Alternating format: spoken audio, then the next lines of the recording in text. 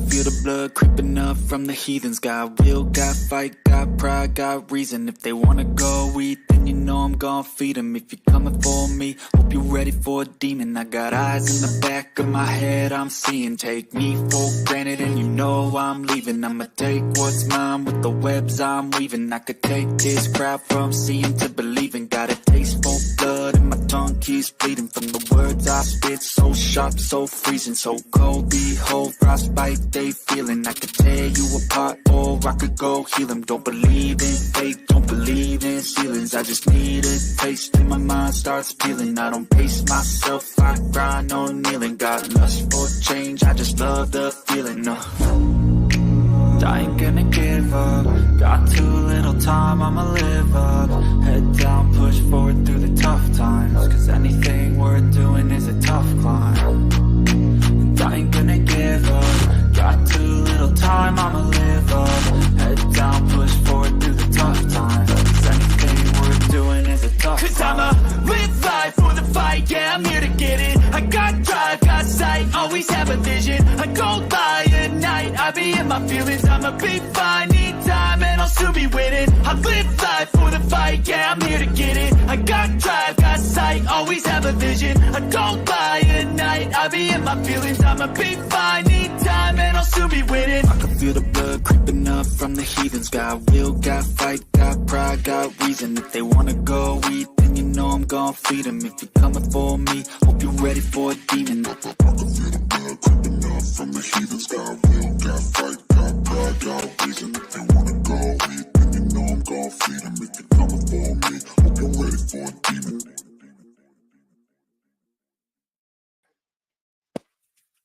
What's going on, FMFAM? Can I get a mic check up in here, Supra Shannon, who's about to be first? Races. Mic check. Good. Appreciate you, Supra. Supra got first this time. How's everybody's day going? Hopefully better than mine. I had some stuff behind the scenes that, man, it ruined my day, but I'll let y'all know about that once it's said and done. Anyways, there was an incident, not from me, but it was brought up on my attention. Not even at my shop; it was at a different shop. And I'll just say it, Chris JRS.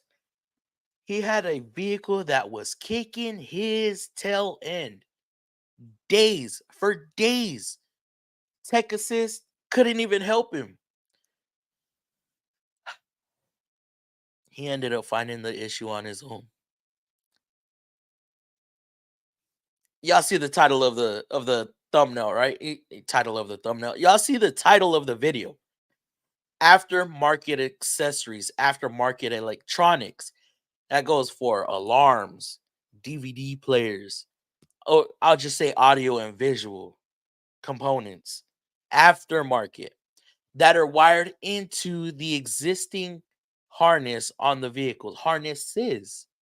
Okay, a lot of these aftermarket places, they cut, splice.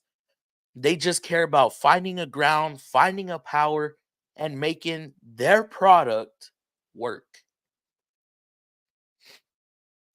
Sometimes they have a wiring schematic, sometimes they don't. Hell, I've even personally experienced it on my own vehicles because I didn't want to mess with my stereo system, my audio system in the Equinox. So what Chris JRS ended up finding was an aftermarket alarm installed into a brand new vehicle. I guess the factory alarm just isn't good enough. I mean, there's some that are like those, what are they, Viper? They're freaking so sensitive. You fart next to them and they start going off. I mean, let's be realistic. Well, they somehow or another tapped into one of the systems and he lost communication to safety items on the vehicle, meaning ADAS. No blinds or no cross traffic alert, no sonar, no front radar, no lane camera. All that was knocked offline. He found it by accident by touching the alarm system, moving a harness, and everything woke up and started communicating. What do y'all think happened? Do you think they tapped into something, or do you think, well, obviously they did, right? Whatever they tapped into may have shorted out. We don't know how long this alarm system was installed, if it was a fresh install or not. Regardless, it caused some funky stuff to happen with the vehicle. And by finding it on accident, he knew that now that aftermarket alarm system was the main culprit of his issues. That right there is not covered under warranty, and as the title says, it could cost you money, because now we'd have to rip it out if you want your vehicle fixed, and then you're gonna have to go get it installed again if you're even willing to take that risk. Okay. Now, here's another instance. A 2016 Dart that we used to own, that my uncle used to own. He had his screen, right? His what do we call it?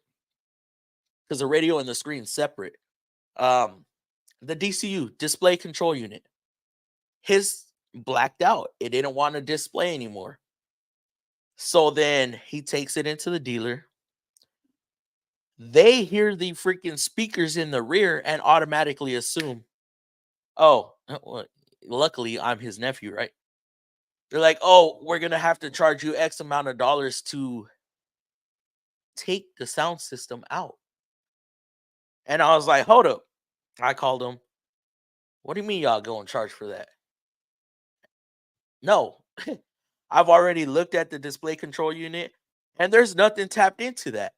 Where he's tapped in is just a signal coming off of a speaker wire, not the actual radio. Well, I guess it could be tied in, but that was a display issue. The display wasn't coming on. The speakers were fine. You could hear audio. All you just couldn't see anything on the screen. And they tried charging him to take that all back off. Come on, guys, we're dealing with visuals, right? We're dealing with the screen. There's nothing that has to do with the actual sound coming out of the speakers. Now, if he would have had a sound issue, then yeah, sure, they could have easily charged him to take it off and then test again, because it could have shorted something out. And on my Equinox, right? I got my sound system installed because I didn't feel like messing with it. I think I had less than 1,000 miles on my vehicle, and got it installed. But I kept hearing a thud with the doors closed. As soon as I opened the door, that thud would go away. It was like a heartbeat. This system that's equipped on my vehicle has an anti noise cancellation, auto noise cancellation, or something like that. Well, it has microphones in the freaking headliner to detect cabin noise, and then what it does, it sends a canceling noise, right? Is that how it goes? Sends a canceling noise to offset the cabin noise. It's weird. It's sophisticated, guys. So it was going through. I'm tapped into a speaker, right? One of the speakers coming off of the radio control unit in the passenger side kick panel, and it goes out to my amplifier, and that amplifier then amplified that canceling noise and was sending it to my subwoofer at an amplified frequency or amplified decibel. And that's why I was having that issue. Later on, I found out I just cut those wires to those microphones, and now I don't have that issue. But had I taken it into the dealership for that issue, which I knew better not to, I just dealt with it for a year. I just had my system disconnected until I can pull up a wiring diagram and see what the hell's going on. But had I took it into the dealership, they more than likely would have charged me to figure it out. Once they would have seen something was spliced in, they would have said, all right, this isn't warranty and this is going to cost you. And yeah, I would have been not been a happy camper, but I knew the issue. Kind of. I just didn't have any wiring schematics to be able to cut those microphones out and disable it. Now another thing we used to see, I don't know if I should talk about this, but we don't really see that issue anymore. It was a tracking system that was dealer installed. I don't know if this was an aftermarket part or if it was a manufacturer provided part, but these tracking systems were knocking out the CAN line, the communication line, ending up with no starts, ending up with weird stuff happening on the dash, happening with wipers, happening with the whatever used the control module. It would just this module would short out and disturb the communication. It would pick a module and just knock it offline, and weird would happen. So and that was something that we would have to well, obviously we would let the customer know, hey, this is your issue, we need to remove it. And that was the fix. Now when we get a hold of certain tech lines or tech assist, they actually ask us, is there any aftermarket accessories installed when it comes to electrical issues? So yeah, I want to know some weird stuff that y'all have seen. If y'all have ever seen it, have y'all ever experienced it on your own vehicles, to where you went and got custom sounds to install something? After that, man, some weird stuff started happening.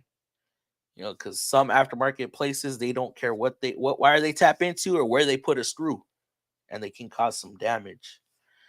And of course, it's going to come out of your pocket unless you want to make that certain facility pay for what they screwed up.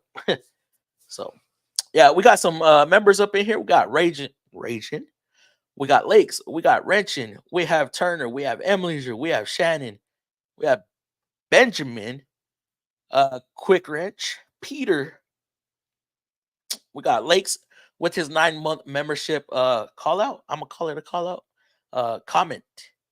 Who else we got? We got Dobie. What's going on, Dobie? Check. You do have a mic. Appreciate it. Who else we got up in here? JWC Tech. We have How to Auto Repair. And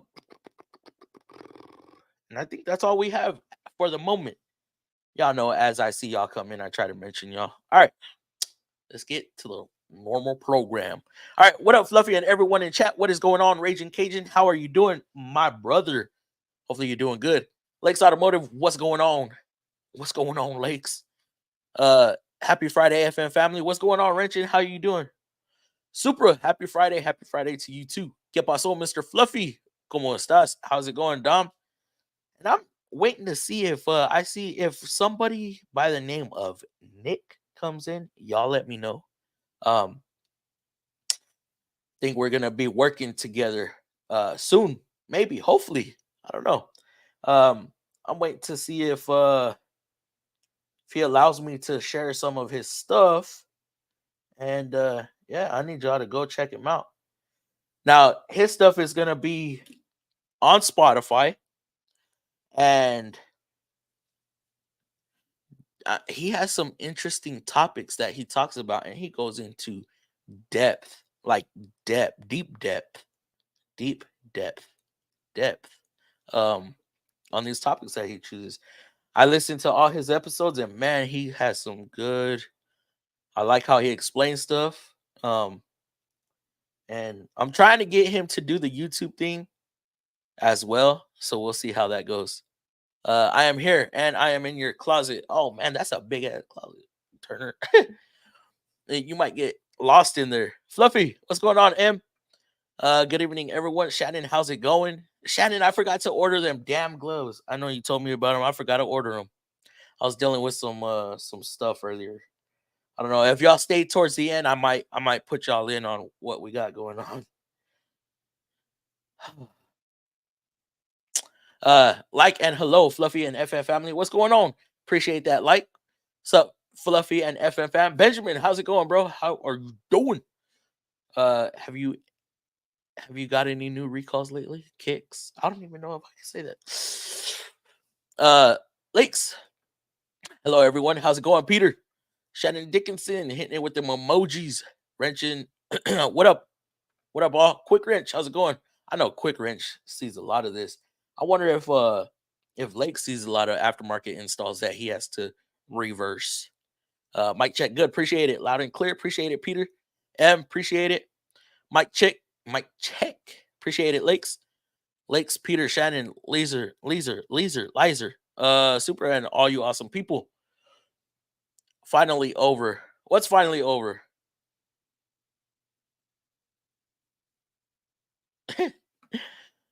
Check. You do have a mic. I do have a mic. Appreciate it, Dobie. I got 4 different cars I'm working on, so staying busy. I have like 3 transmissions I'm waiting on. Actually, one got approved. It had no codes, but it sounded like dog doo-doo. Dog doo-doo, and it felt like dog doo-doo. That's the thing, man. Like, having to prove to warranty that there's an issue with the vehicle is so difficult sometimes. Because they're not there experiencing the issue, and we are the ones experiencing the issue. And when it doesn't throw a code for you, and you're trying to prove to them, you know, trying to send them data, trying to send them recordings, and it could get hectic. It could get real hectic. But finally got it approved, and I think that's what I'm gonna be working on Monday. I have 2 more for extended warranties. I'm doing a set of valve covers right now that I gotta go in tomorrow and finish up. So yeah. Hey Turner, how are you? I'm very picky about aftermarket electronics, but always OEM sensors if they are available. I'm not talking about that kind of electronics. I'm talking about like car alarms, audio and visual installs, stuff like that. I mean, we don't really see a whole bunch of that anymore, because I think the era of having booming speakers in your trunk, I think that's slowing down a lot. Um, the alarms, we don't really see a whole lot of those anymore. TV screens flipping down, we don't see those. Sometimes we do, sometimes we don't. Not really. Headrest screens, you know, if normally cars come with some of this stuff now. So I mean, it's not the greatest stuff, but it's there, right? So you get like a platinum or a King Ranch, or I don't know what the other makes call it, but you know, they'll have DVD players in there, which there's no such thing. There is such thing as DVDs still, but DVDs are going away. And then everybody's so focused on this thing, you know, we just that, right? I mean, I have an Android radio in my own in the Cobalt. Has a screen. I can put YouTube on there, and I can watch Netflix and download anything I can download on my phone from the Play Store. I can download it in there. It has its own email. It has this, that, and the other. But I've lost functions from doing that. I no longer have steering wheel controls for the radio. I no longer have the chimes because the radio used the chimes, or the chimes used the radio. There's certain things in the vehicle that do not operate anymore. Well, because I took out the factory radio. I had no choice. That factory radio, it like got bricked somehow. Like, I changed out my steering wheel and put a 2008, right? 2008 Cobalt SS steering wheel on, because when I purchased my Cobalt, the steering wheel was all nasty. So I swapped it out, and after that, my radio didn't work anymore. I don't know. Maybe it had something to do with the switches that shorted it out or something. I have no idea. But yeah, so I don't even have function to my factory subwoofer. Is what it is, right? So, hey Fluffy, what's going on, Dobie? Hey Turner. Aftermarket crap installed by Mahler the installer. Hey, Mahler the installer. I like that. OEM unless too much. Yeah, I mean, when it comes, and this is a thing too, I put out a video where I was doing a rear deck speaker on an Altima, and this was like his third speaker, I believe. About every year and a half to 2 years, this guy needs a new speaker in the rear. I'm assuming he's got that thing cranked up. Of course, it's gonna blow. Aftermarkets can blow as well, but aftermarkets have a more a lower impedance. Okay, they have a lower impedance, but their RMS, the constant power they can receive, they're able to receive that constant power a lot more versus a stock speaker that's rated at 25 watts. You know, you can get aftermarkets that are rated at 50, 75, 100 watts. So that's where the benefit is there. Now, are they plug and play? No, you got to cut into the harness. You got to splice it in, and then the speaker has its own. They're either butt connectors or spade terminals or something like that. So, which that's another reason why I haven't done mine, because I don't want to cut and splice. I hate that. And then old panels, I don't want to break them. We have been having new issues that tech support can't help us. Had similar issues. Someone put an inline OBD2 connector and was messing with the CAN system. That's what that tracking system was doing. That security system. It was it had its own OBD2 port which plugged into where the existing port goes, and then the other one piggybacked it. Firing blown fuses, and it was just a mess. It got to the point where sometimes you couldn't even scan the vehicle. You could not communicate with the vehicle. Then you get up under there and you see a black connector versus a white connector, and you're like, damn. Or y'all know those little phone buttons that y'all see that blinks a blue, a little blue, right? I used to think that was factory, but no, that's actually added on. A little blue light with a little phone on it. I'd see that, man. I get rid of that crap. Aftermarket radios, if they do not have OEM support to allow the OEM wiring to do their job, as 90% of cars and trucks, the radio is integral part of the system these days. That is absolutely correct. Now, they do have a module. I forgot. It CAN bus. I forgot the name of it, man, but it's a pretty pricey little module to be able to still communicate with stuff. It's like it ranges $300 to $500 last time I had checked. It's pricey as hell. Very pricey. Appreciate the magnets, bro. Aftermarket is a hit or miss. Gotta research each part or be prepared to rig something. Absolutely, I agree with you, J-Dub. And you're welcome on the magnets. My magnets arrive Wednesday. Hell yeah. Now I just need to know if JGH received his. My magnets arrived Wednesday, Fluffy. Thank you. You're very welcome, M. Aftermarket security should always be set up separate from all OEM wiring, never cut in to the OEM wires. Yeah.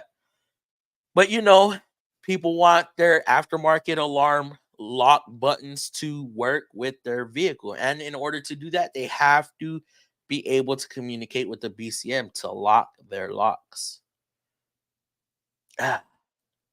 Anytime you're tapping into a communication line, expect issues. Expect them. When you're upgrading stuff, you're just asking for problems. Puro FMFAM, appreciate it. How to? Hey, J-Dub. Newer Camaro guys installed LED bills for different things and messed up the whole car and radio. Damn. And you know how to auto repair in the Cobalt? This is an 07, guys. In the Cobalt, I constantly get errors because my rear taillights are LED. I believe there's a resistor I can buy to put in line to get rid of that, but it throws me warning and I get brake light malfunctions and stuff like that. It's annoying, but I got LEDs. I asked for it. I delete all aftermarket alarms when I find them. I explain to the customer why to the customer, and if they want And when installed properly, I have a way to do that. Do you have somebody that you recommend, or you personally do them? LED bulbs. Yeah, because they sometimes they don't carry enough resistance. Yes, LED bulbs and lights, the pain. Yeah. It must be nice to have tech assist. Lakes, you have us, bro. You have us. Some people want to be a-holes about aftermarket equipment rather than determining whether it's related or not. Now, I'm talking about in relation. I'm not just saying, oh, you got a light bar on your car and there's no communication with the ECM and it won't start. I don't mean like that. You know, what I mean is stuff that has to get tapped into, communication stuff, or something that's being monitored as such. Hey Shannon. Hey let me see what you don't have Snap-on SmartLink on your Zeus. I got it on my Triton and the Mitchell Pro Demand. Vehicles now. Sorry guys, I'm still dealing with that. Vehicles nowadays have tight tolerances for voltage readings for signals. We had bad support causing computers to go crazy when voltages are bad. Even aftermarket battery can cause issues, even if new. I saw something about that because I'm wondering, is that because of the internal resistance of the battery itself? Because I believe there's vehicles out there that have a battery monitoring system, right? Correct me if I'm wrong, because I don't know. This is just stuff I've seen amongst the internet. Y'all know I deal only with Nissan, and Nissan doesn't monitor the battery. We monitor um we have an amp what is it, a battery current sensor to see if there's output, right? But that's all. We don't care about, how the battery's doing. I mean, we care, but Nissan isn't monitoring that part of the system. Let me see. I guess I will have to give you my number so you have tech assist. Shannon. Hi, Shannon. Aftermarket electronic crap. Now, am I totally against it? No, I'm not.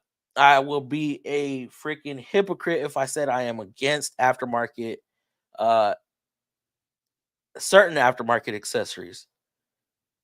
Like I said, I'd be a hypocrite. Just expect issues if you do. This is all I'm saying. Expect issues if you do have certain things installed to your vehicle. Turner, what up, Big Fluff from Heavy Me H. What up, Jack Mosqueda? What's going on? Appreciate you coming through. Hit that like button. Yes, please. We got 17 likes up in here. Let's match that a little bit. How many months is my cooler color? I think you're blue. I got you. Yeah, reminded me. I think 8. How many months is my color? No, the blue turns on it says 5 months, but that's actually the 6th month. Yeah, and then we got the 1 year. So the next step is 1 year. It goes 6 months, 1 year, which I don't even think I've worked on that color for y'all that are coming up on a year. I got to make it a little interesting. So yeah, I know what I'm gonna do.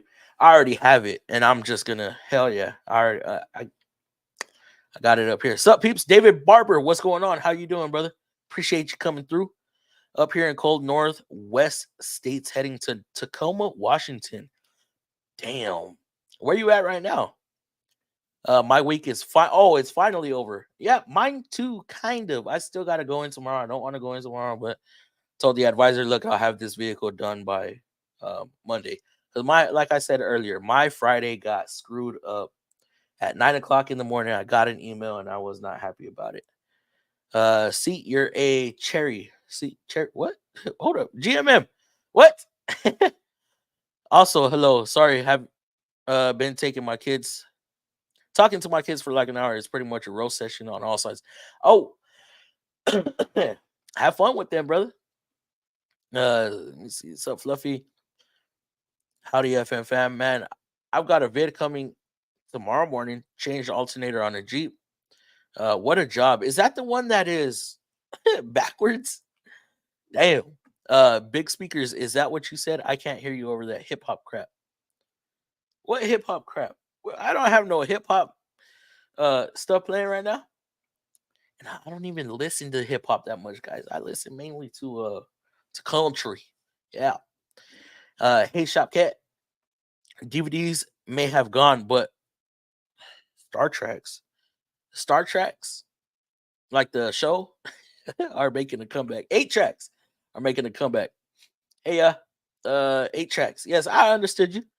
Reel to reel is where it's at. Holy smokes, what the hell? Now we're talking about, man, reel to reel? Are you serious? Do they even got audio with reel to reel? Got a BMW M4 with a transmission service Sprinter camper with a bad high pressure fuel pump. Ran for insurance. For insurance work, and lastly, dropping the transmission and engine from a 370Z just straight out the bottom. Boom. Those are fun. Which version of Sprinter? I tried it reel to reel, but it took up the whole passenger seat and the other half hidden sitting in the back. In the seat. Fluffy, email me your address so I can send you the sticker pack for my channel. I will do that, sir. Excuse me. Actually, you email me so I don't forget. I'm real bad at that, guys. Damn, DLC Fluffy, what's up with the $50 donation? What you want to talk about, DLC? What you got? What you got for us? Damn, hitting it hard tonight. What in the world? Appreciate that. Dang. I never seen a pink donation. Holy crap. Thank you, DLC. Boom, boom, boom. Raging on point. DLC said, I want to retire. I want to retire too. I don't want to do this no more, guys. Nunzo, I lost my ass on a juke starter today. All data claims it's 2.2. And let me guess. Let me see. Where's the starter? The starter's underneath the intake, correct? You either fought the bolt to get. No, it's not a bolt. It's a freaking harness. The intake really isn't that bad. It's fighting a freaking harness clip. If I'm thinking of the right one, it's a freaking harness clip that is a pain in the ass to get to. When I used to see people do transmissions, y'all see I leave the engine in, right? As normal. People in the past that I used to work with would drop the whole powertrain because they didn't want to fight it. They didn't want to fight the juke. Nunzo, I know exactly what you're talking about, brother. You too, DLC for crash. Boom, boom, boom. There's DLC's channel. I got you. Yes, Ford uses BMS for battery health. I'm almost positive BMW and other European makes do also. I think that's where I heard that from. If it's your first time, not all data. Oh, not all data is wrong 90% of the time, but second time it's more accurate. No. Sometimes all data is just wrong all the way around. There's times where I have to charge a customer less than what all data says because I'm just like, I can't charge a customer 10 hours to do that. 4 or 5, not 10. Y'all always hear people upcharging stuff, right? I'm not opposed to upcharging a half hour or rounding it up to the nearest hour. But there are times I will significantly drop the price of labor because holy crap, that is insane. Some of the stuff that all data lists is wild as hell. And I don't know. And that just tells me that the people writing these labor times are full of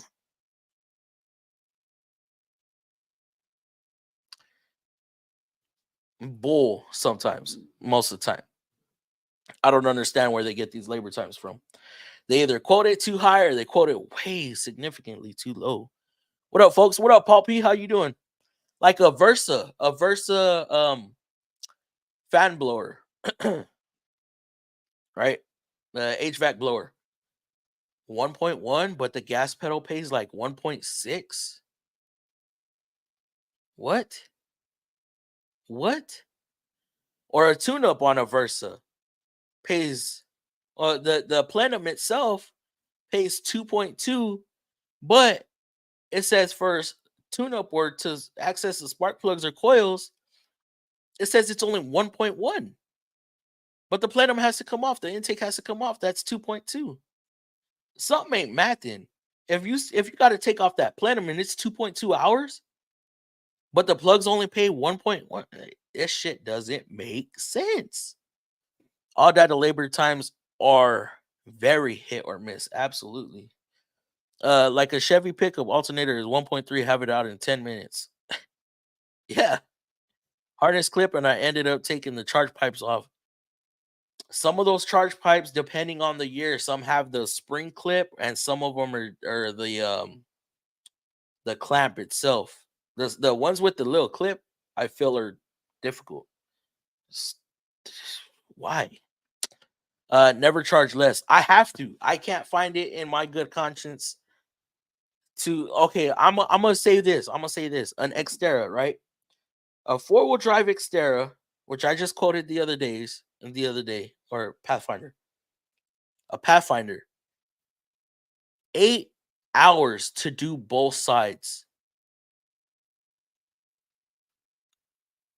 No, I'm not doing that. I'm not doing that. I can't do that because it's only going to take me an hour and a half to 2 hours to do them, if even that. It's insane. It's insane. Some of these are just wild. I can't. All data says a V6 Toyota water pump is like 10 hours. It's like 2.5. Now, if and this is where I come to this conclusion where I can't charge a customer for that much. When it comes to extended warranty, by all means, all day, right? Because they mess over customers all the time and technicians. If a beginner tech can do it faster than what all data says, there's an issue. There's a real issue. So that's why sometimes I can't charge a customer like that. I know I'm pretty sure if I were to tell my boss, yeah, I'm not charging as much as I should, it'd be frowned upon. But at the same time, I am making the sell by cutting the labor down in half. And I tell the advisor, look, let them know it's really this much, but I'm only gonna charge them this much. You look like a freaking hero. As you know, I have all data Mitchell Protoman trucks and motor manuals, and also ASTG, Identifix, even Fluffy's Nissan software.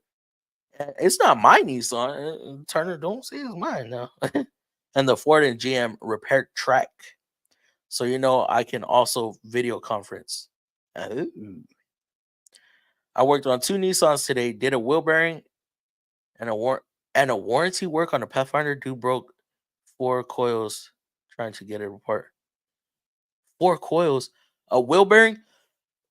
What you do a wheel bearing on? I did one on a Versa today. Oh, that's the short I forgot to freaking do on the backing plate. Because people really thought I was dumb and didn't know that backing plates bolt off and on, and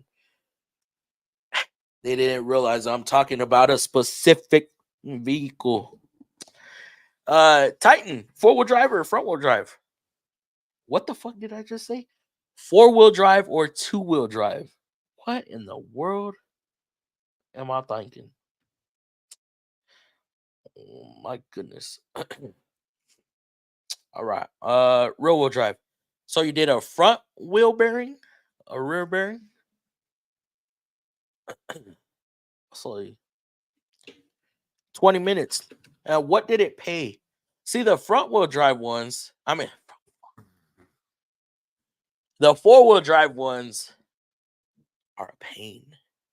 Because you actually have to unbolt. You have to unbolt the front axle and then take the axle out. And I believe it pays the same. That's the thing I don't understand either. When dealing with 4-wheel drive systems, and you got to now take something else off, and it still pays the same as a 2-wheel drive. And you're like, what the hell? That does not make sense. But it happens all the time. Now on that, I'll adjust the labor time as such. because I'm not gonna screw myself over like that.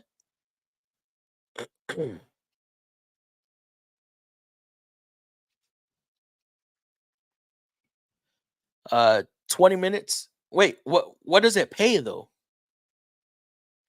LMAO. What work do you guys have for tomorrow?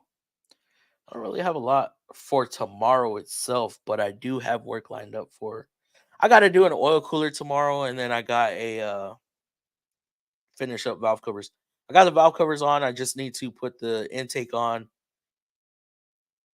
I need to put the coils back in, intake on, and then do the oil cooler. Good hour maybe left. The front wheel bearings on a 2001 Suburban Monday and Tuesday.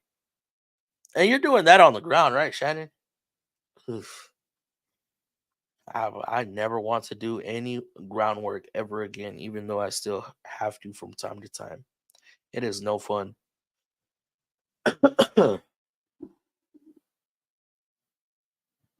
What?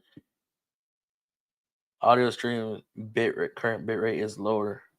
I don't know what the hell that is. Man, I'm hourly says like an hourish, but we didn't charge that. I looked at the part and I was like, I was taking the wheel off, cut the guy. Wait, okay, so if you're hourly, how do y'all charge? Y'all charge by all data, or y'all just? I mean, like, how do y'all come up with a price for labor? Does February slow down for you guys? Yes and no. There's certain. It's weird here.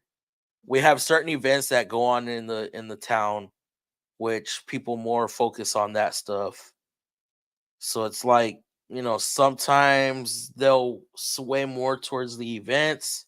Sometimes they'll sway towards getting their cars repaired. Tax time, same thing.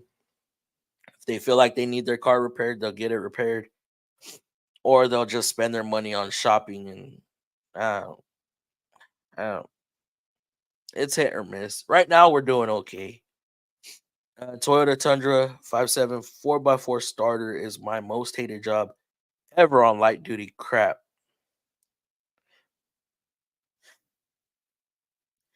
Is that the one that's in the valley? Exactly like the Nissan Titan. That one says 1.1. Right? Let me see. Why is the step stool still there? All data. Let me look up this Nissan Titan real quick. So Nissan Titan, let me see, 2015. Nissan Titan. It don't matter if it's 2-wheel drive or 4-wheel drive, because you don't have to mess with the drive line at all for the starter. So starter on that mother says, 2 hours. I could have sworn it used to say like 1.1 or 1.2. And I would definitely charge 2 hours, because the plenum itself, okay, it's not a plenum, it's an intake. Intake manifold. See, I'm gonna show y'all this. This is just doesn't make sense. Present, share screen. I'm gonna show y'all exactly what I'm talking about when it comes to all data crap. 2 hours for a starter. Oh, I'm sorry, 2 hours for the intake itself. Let me blow it up a little bit so y'all can see, because y'all probably have a smaller screen than I do. So 2 hours right there for the intake manifold. But if I go look at the starter, I can't spell.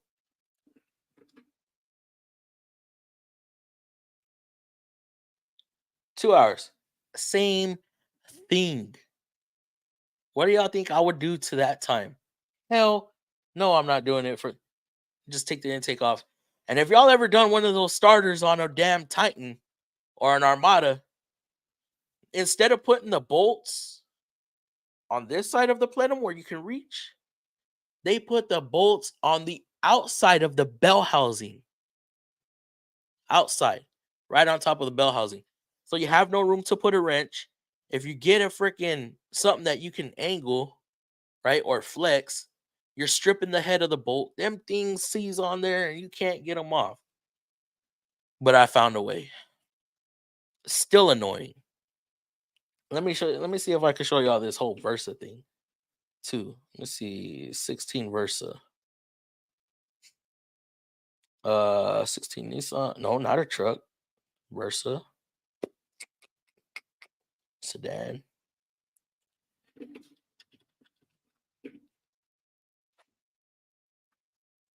Spark plugs. 1.6, right? Oh.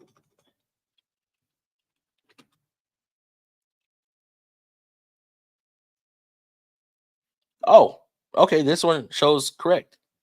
1.1.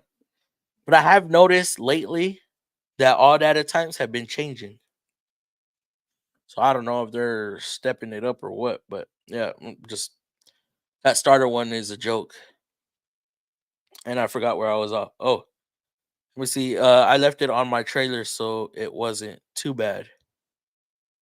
What'd you leave? Oh, you talking about with the wheel bearing? You left it on your trailer, so it wasn't too bad. Oh, you did it. Okay, okay, I get what you mean. I guess your Suburban was on the trailer, right? Gotcha. The new one behind the exhaust manifold sayer. Oh, hopefully by the first of next year, I will start my new career in the diesel industry. Oh, what the world? What? Really raging. The new Tundras with the starter behind the exhaust manifold are brutal. What up, Fluffy? What up, Michael? How's it going, brother? Appreciate you coming through. 2 hours for the intake and 2 hours for the starter. Lakes, have you ever done? I know damn well you've done a starter on a damn Titan. But I tell you, I swear to you, it used to say like 1.1 or 1.2, and I used to laugh at that. Insane. Yes, Nunzo. I've seen some Porsches with the starter inside the trap. What the what? Rotoman is how we quote it. Give or take 32 an hour. Parts are 30% with 2-year warranty. We apply an additional 2% to parts for what we call op fund. It is to cover anything a customer can't pay. Oh, that's good. See if I could zoom out a little bit. I feel a little close. No, I can't because then I got my stuff in the picture. Um, yeah, crazy. Wow, that is crazy. But cool. I like seeing how everybody else charges. Let's see. All right. Lakes, if you're willing to come in, I sent you a link, brother. And I'm gonna start sending out links right now. Let me see. Dave. No. Wrong Dave. Quick Wrench. That's who I was trying. I don't even know if he's here still. Or at home, actually.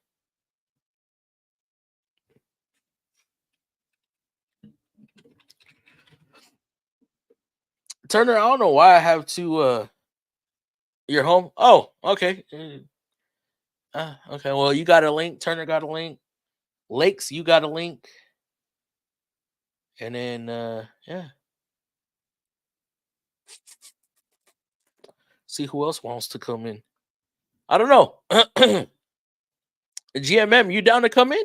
You down to come in? You down to chill with the boys for a little bit? Oh yeah, Shannon was telling me to take them damn. Who saw the Harbor Freight video? Anybody saw the Harbor Freight video? Man, that thing, gloves were trash, guys. Trash. Shannon said I should take them damn things back and test the warranty. What up, Lakes? What's going on? How you doing, bro? Yeah, I seen you rip them gloves, bro. They just fell apart like butter. Dude, bad, horrible. I thought the ones at work, the ones they give us at work, were bad. These were like, I mean, I don't want to say it on here, but like contraceptives, like that. Then horrible, dude. Like, man, these things ain't. I'm gonna touch the smoothest thing, and And they said it were like hell no, they were like 3 mil. What mil was the other gloves? The black ones? 5. Oh, they was both supposed to be 5. Yep. And the black ones, they seemed like they were double what those. I really feel like they were advertised as 5 mil, but they were actually 3. Yeah. And then Shannon sent me some of the same company, the Glove Works green with the diamond. Them the dudes diamond are grip. good, bro. Are they? Yeah. If it's I think it's the same ones I use. What mil are yours? They're These green. were. They're green, and I will reuse them for like 3 or 4 days in a row. No shit. Yep. I think the ones he sent me were. Let me see again. I'll have to check the box tomorrow and make sure it was Glove Works. I think they were 9 mil. Oh, they're 8 mil, so they're pretty thick. Yeah, but yeah, I need to buy them. Just sucks, man. I spent $13 on those damn gloves for nothing. All for a video. Y'all see what I go through? What you got to do is you got to get the stuff I get. It's a dip that you dip your hands in. It doesn't rip. It doesn't anything. When you're done at the end of the day, you just rub your hands together and it comes off. You just dip your hands in and you got a glove on. And it doesn't rip, doesn't tear. That don't sound healthy.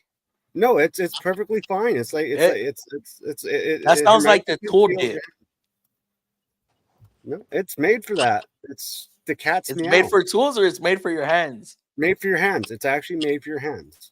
You're going to have to do a short video of it, Turner. Yeah. Now, what's the drying? How long does it take to dry on your hands? A couple seconds. You cut literally, you dip your hands and you pull them out. You go, whoa, whoa, whoa, and it's done. And then when you're done, you just go to the sink. You can either wash it off by rubbing your hands or you can peel it off and it comes off really easy. Yeah, I ain't never seen nothing like that. I'll just use Elmer's glue. How about that? All right, GMM. I'm gonna send you a link. All right. Just spray your hands with some plastic dip, I guess. You're right. Oops.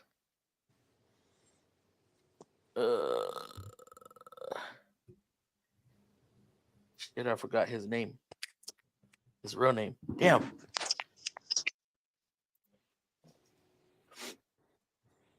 Well, yeah, I'd love to see a video on that. When I go to the shop next, I'll make a quick little video on the stuff that I got. Let's see, Turbo. I saw the Harbor Freight video, and those icons are so expensive. Wish they were a bit cheaper. Yeah, they are quite expensive. Some of their stuff I can see, like the 13-piece wrench set for $100. You're looking at what, $8 a wrench? That's not too bad. When you break it down into per wrench, it's not really that much. But then when it comes to the warranty side, you never know. Do you really have to take everything in, or will they replace just that one piece? We hear both sides of the story. But they do have the mountain wrenches back in stock. I was surprised to see that. They were all they were all metrics. I don't even know if they make SAEs for those. Have a ton of vinyl gloves, medical supply, made a mistake. Oh. See, these felt like medical gloves, not stuff for like industrial gloves. They were bad. PR88 barrier cream. Is that what it is? Turner? Oh God, it's a product that my Great Tools rep gave me. I can't remember what it's named, but all you do is just take your hands in. It's like a paraffin waxing, but it doesn't flake off. It stays flexible. It's like it's just cool. I'll see if I can find it online here. But let me see. I'm gonna see. Blue Magic. It's called Blue Magic. Blue Magic. Yeah, Blue Magic Invisible Gloves.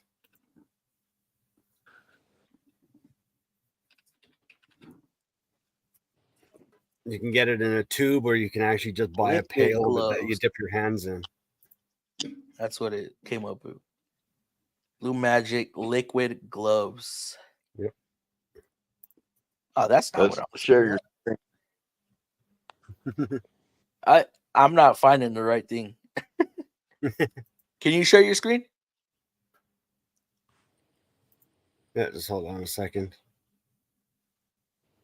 Give me one, Jimmy. And actually, I think you can post a link as well. I think you have the ability to post links.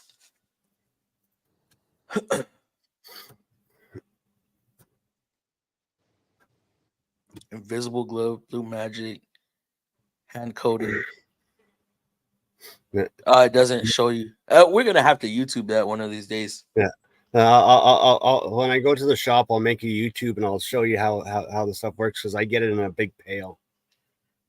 It's kind of funny. It's like comes in a tub, like a small ice cream tub.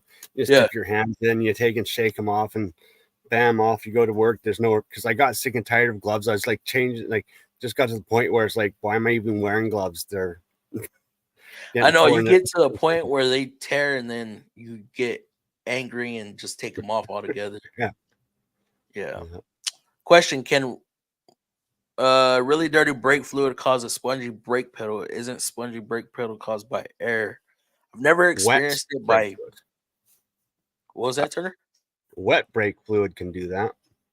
Yeah, moisture in it. Yeah. Yep, Now, I'll tell you another thing that can cause it is real old brake pads or rust that builds up between the little black metal shim, and the pad itself, or if the pad starts to separate from the metal itself, or that rubber that on the rubber hose is starting to give out and it's starting to bubble or swell, or it's getting past the steel belting and it's going into the rubber side. Yeah, I've done that. I had one set of brakes where it actually pressed the brake and this big bubble would form. It's like, ooh. Oh my goodness. Yeah. Never really seen dirty brake fluid cause that. No. I see dirty brake fluid make it so brakes don't work. That's not good. That's not good. Help for the new gloves. A $10 donation. Appreciate you, Shannon. That is definitely going to the gloves. I'm telling you, I'm gonna order those tonight. Hopefully by damn, I should have done it today. I forgot. I should have ordered them when you told me about it, but I got sidetracked. Hey Fluff, hey Turner, what's going on? Frosty, the Iceman, how you doing, bro? Hey Frosty. Hey Em. Let me see. Seems like on any glove I buy, I can destroy them. And now they had like a 9mm glove there. I'm wondering if that's like the actual 5mm. But if y'all notice those green gloves I bought or grabbed, they were in a totally different box than all the other boxes that were there. They did not match everything else, and there was only like 2 little rows of them. How much you pay for a box of good gloves? I usually, if I wear I use 8mm orange textured. I don't ever pay for gloves. We're supplied, but somebody told me about the green gloves. I forgot who it was. I don't remember if it was Supra or if it was a coworker. I was like, green, I gotta go get them. Harbor Freight, yeah, I gotta go get them. And I was disappointed. I bought an Icon plier to get it warrantied out. Oh, I brought an Icon plier to get it warrantied out, and they asked me for a receipt. Didn't have it, so I had to find it on my phone, email, and come back the other day. Damn, that sucks. What up, GMM? Hello. Can you hear us?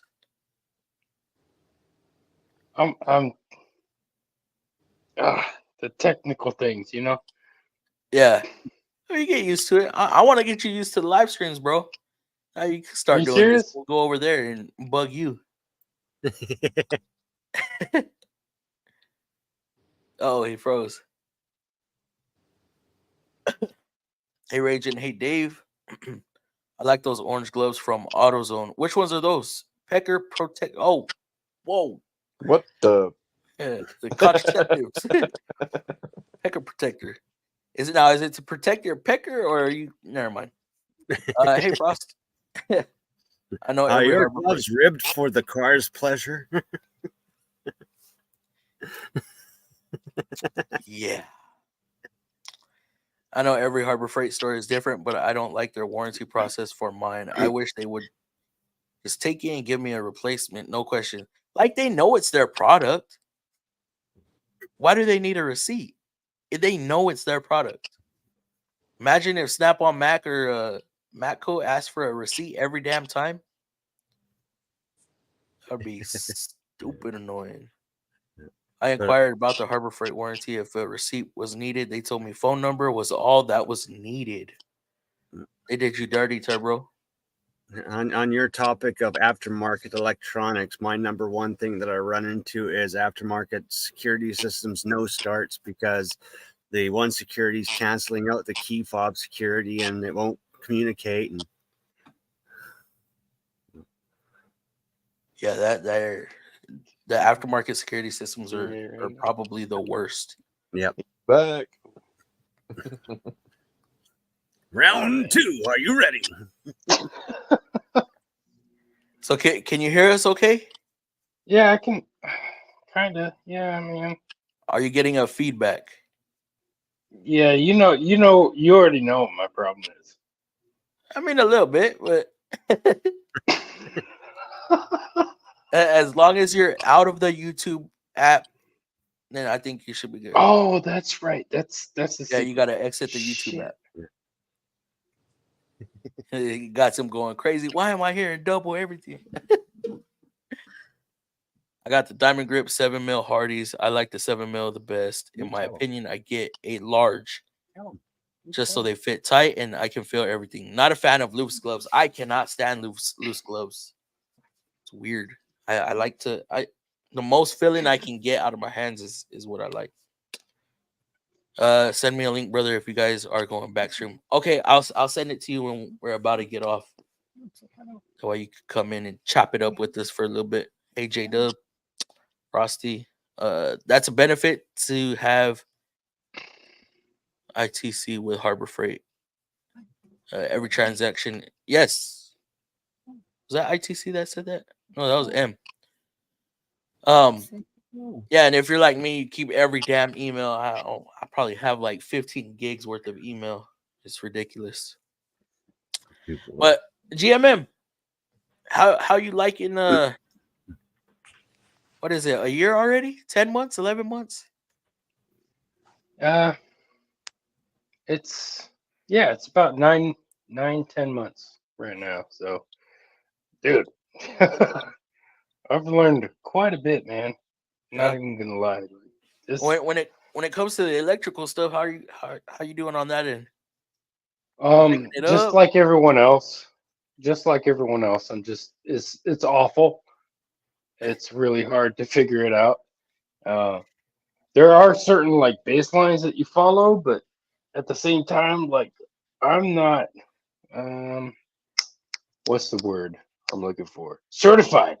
Yeah. So I mean, you don't have all to this. be. No, you don't. You don't.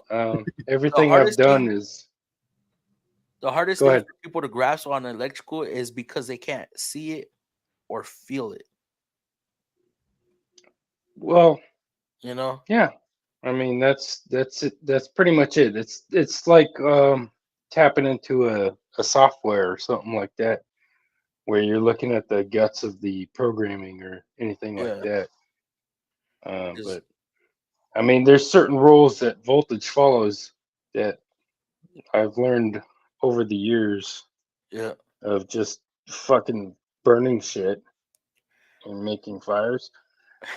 So for me, how I understand it the best is just by knowing how electricity flows.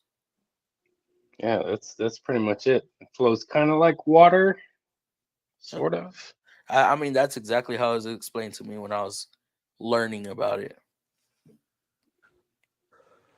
It's always a battery draw from that. Yeah, a plumber trying to teach you electrical. Interesting. Well, they use the whole teach you plumbing next. They use the whole water hose. Yeah. Analogies. Yeah. You got Turner with that damn shirt again. I've been wearing it all week. It's a good one. I'm trying to get it dirty. So a battery draw from the aftermarket remote starts for us. They end up drawing way too much amperage. So you have the aftermarket system drawing a current, right? And then you have the stock system drawing current from the BCM or from the little security light, and so it's double dutying, and you get fucking double amperage draw. But I have never been asked for a receipt with Harbor Freight. Me either. They kind of just, for me, they've just always recognized that it's their tool, but it's always just been like a ratchet or, something that I bought single. And they sell separate sockets, like the Pittsburgh sockets. They sell them separate. What up, Easy Tech? How you doing, bro? Appreciate you stopping by. Easy, you want to come on?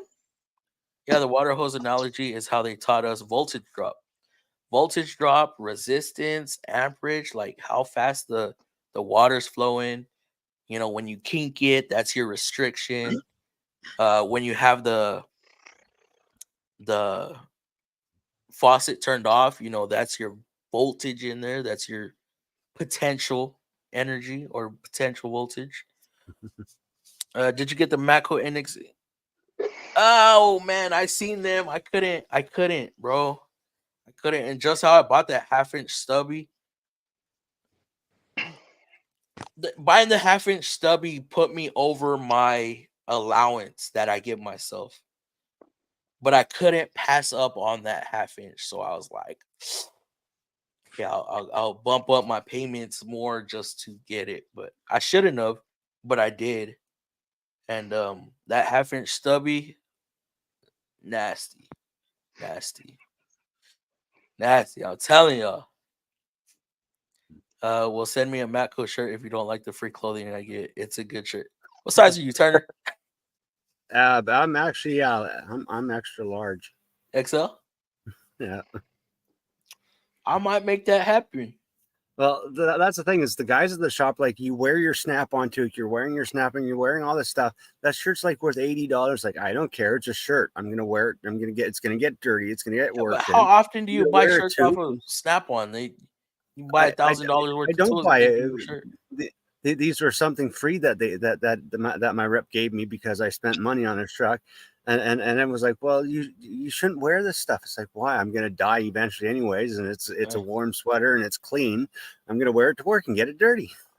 I'm not a weird person. I'm gonna hang this on the wall kind of person. I feel like Snap-on gives out the most free stuff when it comes to apparel.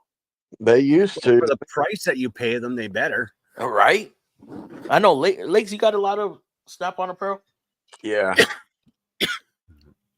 That's about all I wear as far as shirts. That's all I wear at work anyway. It's Snap-on shirts. Yeah. I got free work clothes, man. Not gonna argue. Right. Hoodies, jackets. I probably got 8 jackets. Damn. My old Matco distributor, he used to give me a jacket every Christmas. Every freaking Christmas. Either a jacket or a hoodie. My Snap-on guy, I don't know what's up with him, but he ain't like he used to be. I don't know if it's just because I don't spend great big money with him anymore, or if he's just getting tired of it. Did you accidentally show him a Harbor Freight tool? Well, he is subscribed to my channel. He sees everything buy off of Amazon and off of the Mac. Because I told you what happened to the tech at our shop that walked into our rep's truck with a pair of the Icon pliers and said, "Hey, look at these." He literally pointed at the door, and when he came back in the next day to buy something, there was no discounts. He got charged full price. That's how you make your Snap-on rep angry. Show them Icon tools. They have to know that you're not only shopping with them. Yeah. They have to know that. And you can show them any other brand, just don't show them the Icon copies. They get sensitive over that. Like Lakes is saying, because Lakes buys off of Harbor Freight, he buys off of Amazon. Mm-hmm. I know he doesn't have a Matco truck. I believe you have a Mac truck that goes by, right? Yeah. And if he sees you buy from someone else, it's like the loyalty thing. Yeah. But we're also gonna search around for the better deal too. Yeah. Oh yeah. So I'll still support your business. If you have something, and the thing too is we've become so established with tools that we don't need to buy as often. Normally if we buy something, is hey, that looks cool. I might need that one day. It's no more I need this, I need that anymore. Right. So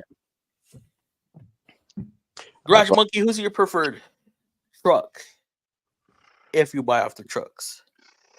Well, right now, my entire toolbox is mostly Harbor Freight and Walmart.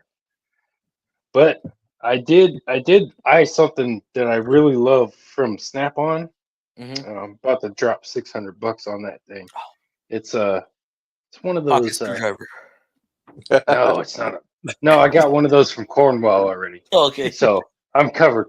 But no, it's the what is that thing? The screwdriver with the M60 machine gun handle. You know, the trigger thing. Yeah. Oh, is dude, it quarter that inch or thing- 3/8? No, it's a chuck. It's a chuck. Yeah, quarter. Oh, the quick, yeah. the quarter inch hex drive, right? Yeah, that's screw gun? correct. Bro, Yeah, go the screw gun. Milwaukee. Gene, that's actually a good that's a good value. Actually, the M4 those 14-volt line, The it's 14-4. the only coolest tool that's worth anything on their truck. And Go it's a good- Milwaukee. No. Good. So after using it, like I had to force myself to use it because I didn't know how to use it, and I broke my wrist like 3 times, figuratively. But like after you figure out how to dial it in, man, you can torque shit down in steps, and then like use a torque wrench. Nobody does that, but you can use the torque wrench after the fact, right? To dial it in. Check. I mean, yeah, But- when this whole torque to spec stuff, you got to pick and choose how vital the bolt is. Yeah. Now, if you're yeah, running so, if it's a bracket that you're putting on, who cares? yeah, right? nobody cares about the. Yeah, so I'm talking Volkswagen cam cover for it's the upper plate for the Yeah, cams. I used that thing, and I torqued it down, and then I was like, I'm not so sure about this, and then I torqued it down, and I was like, okay, and then I took an actual torque wrench, and I was like, damn, dude, I'm buying one of these. I will say you do get, once you mess around with a certain, let's say a drill driver or a small impact, you get to learn that tool to where you know what's too tight and what's not tight enough. Well, that's why I bought the old brushed version of their 3/8 drive. I bought their old brush one because it's underpowered. It's hard to over torque stuff with that thing. Mhm. And I bought it for disassembly of transmissions, but also reassembly because I can just boom, zoom, and I'm not worried about it breaking or snapping or anything. Like I love that little thing for assembly. Yeah, for me, when it comes to internal engine components, covers, and of course transmission rebuilds, I'm torquing all the way. I don't give a damn. I don't care if it's gonna take me an extra 30 minutes to look up torque spec and go through the torque sequence, because those are vital parts of the. You don't do it correctly, and something happens, and it comes back to me, and a bolt fell out and ruined the engine, popped the head gasket because I didn't torque the heads down right. A cam gear comes off and locks up an engine. That's my ass. Anything under pressure or that has a rotating or moving component or has a questionable seal, always put the torque wrench on it. Yeah. Yeah, What up, Dave? And No valve question covers, about just that. put it on and start it and tighten it until it stops leaking. I even torque drain plugs. I don't. Yeah, I'll be honest, I torque don't. my spark plugs. I torque spark plugs. I torque spark plugs too. To what? Nope. To whatever the I specification torque the is. screws on Chevy trucks when I change the rear taillight assemblies. You're lying. They're so full of beans, that ain't funny. I know. For us, we don't have a torque spec for it. Like it literally says on the box. Most of my torque Snug specs, and a quarter most of my torque specs on average repair stuff is good and tight. It's written in Chinese. That's what I read. It's good and tight. About the only thing I torque is heads and cams. Yeah. And Yeah, timing. I'll torque gasket or covers, and I torque high gaskets. I torque all the real vital shit. We torque all wheels, of course. Yeah. Nah, look, I I don't torque spark everything. plugs. I got the feel for spark plugs. I bet I'm right on the money almost. If you got a torque wrench check to me, I bet I'm almost right there.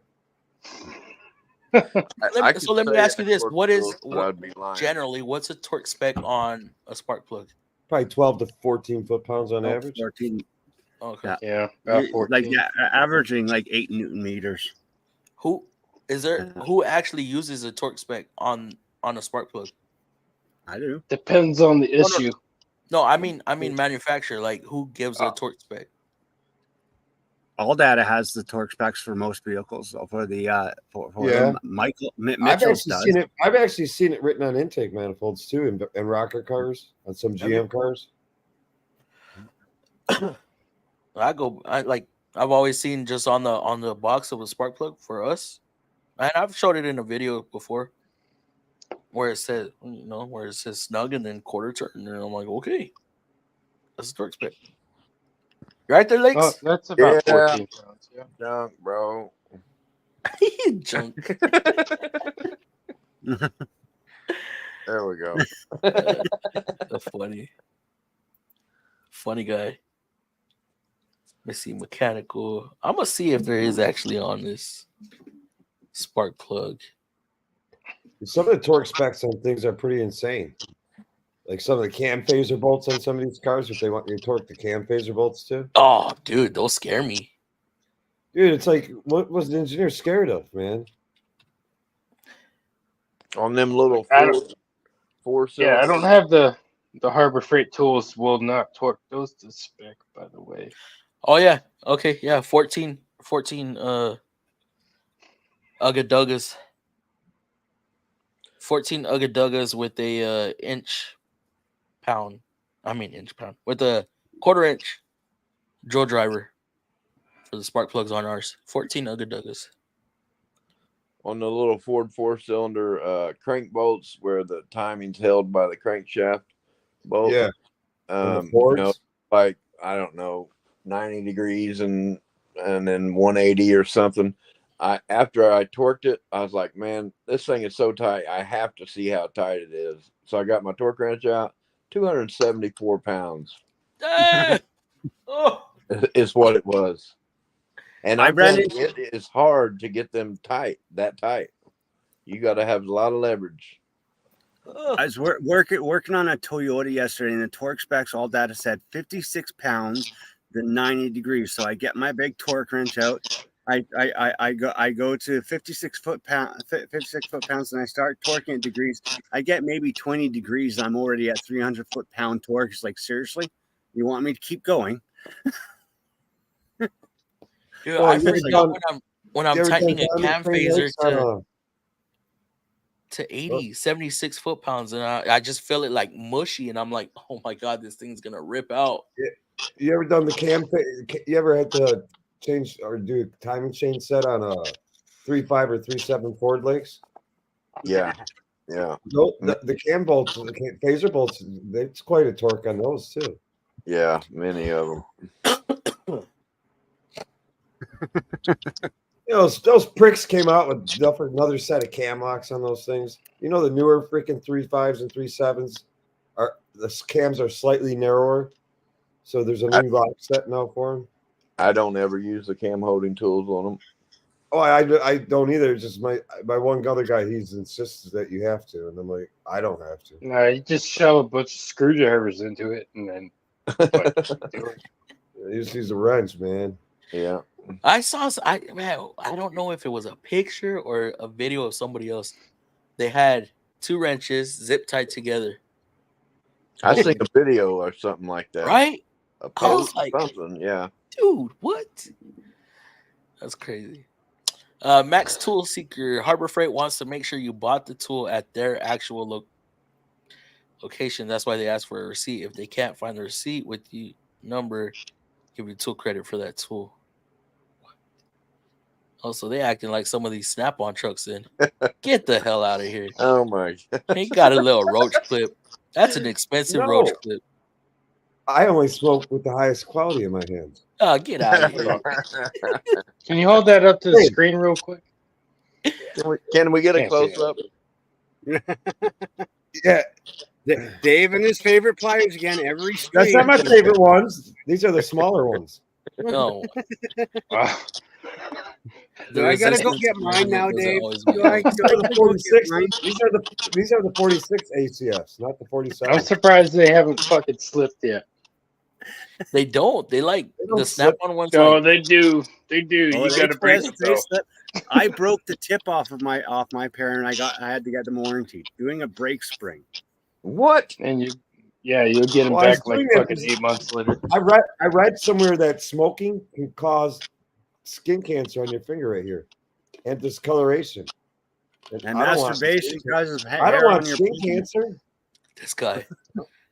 This From guy's holding the one that dips his fucking hands in a bucket of fucking sludge to make I gloves. usually never wear gloves. But anybody in chat, I haven't bought gloves in a long time. What's a really good set of anywhere from 7 to 8 mil nitrite or whatever they're called? Nitro. Nitro gloves. What do they go for? A good set of 7 or 8 mil for a box of 100. No, the glove works that I saw. $30 or something? Yeah, about $30. How much? 30. How much are you actually buy your own links?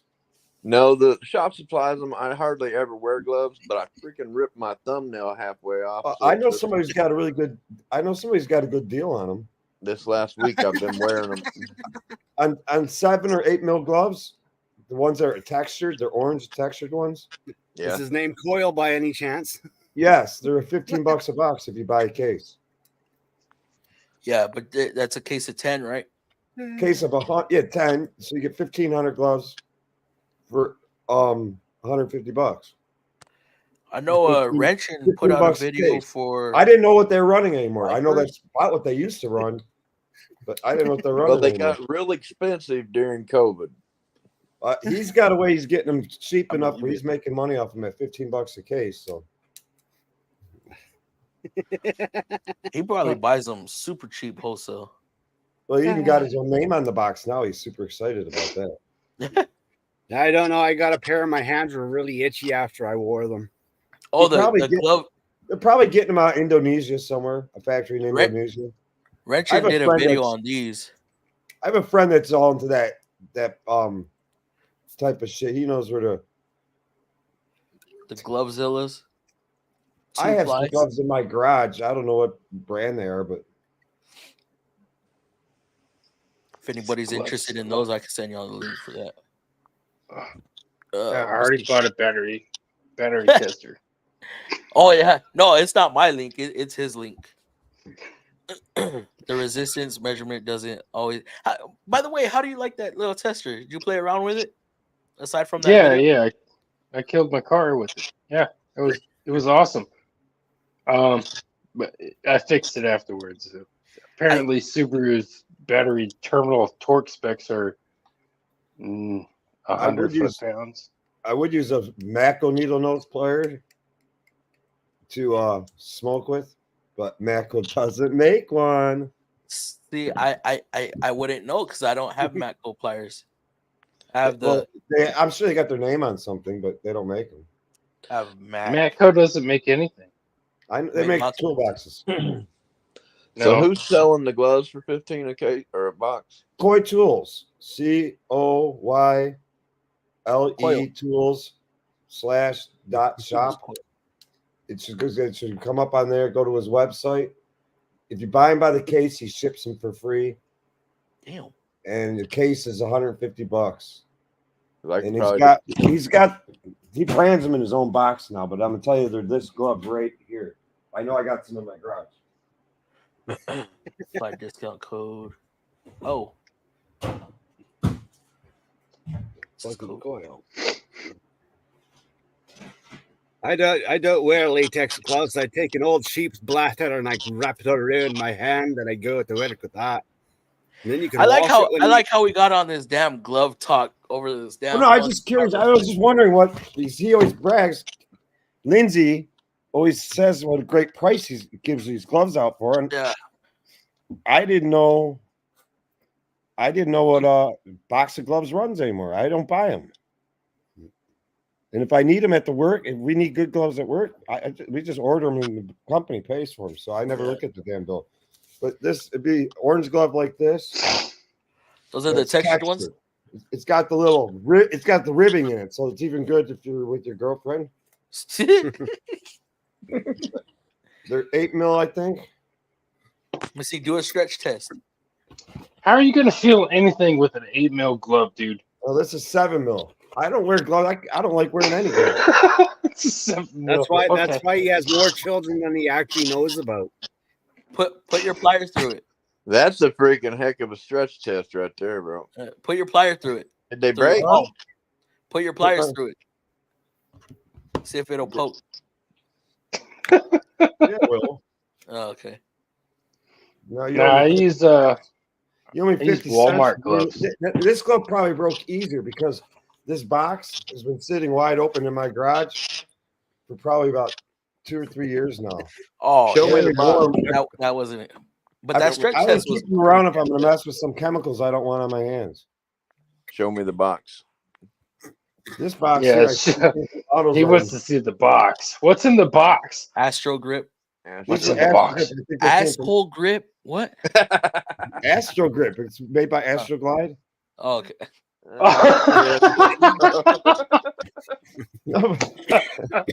Do they have a tingling sensation? All right. Okay. Let's move on. But, this is measurement. They're from AutoZone. I'm pretty sure they came from AutoZone. But I bought those in there like $39 or $13.99 a box. I have no idea what they run now. I just heard they're way more expensive. Well, Google it. Yeah, they're more expensive than Astroglide. That's for damn sure.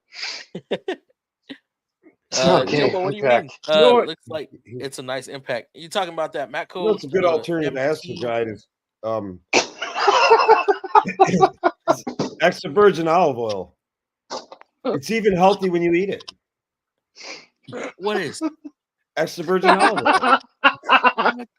Actually, did you know I use olive oil when I'm doing screws and eye bolts?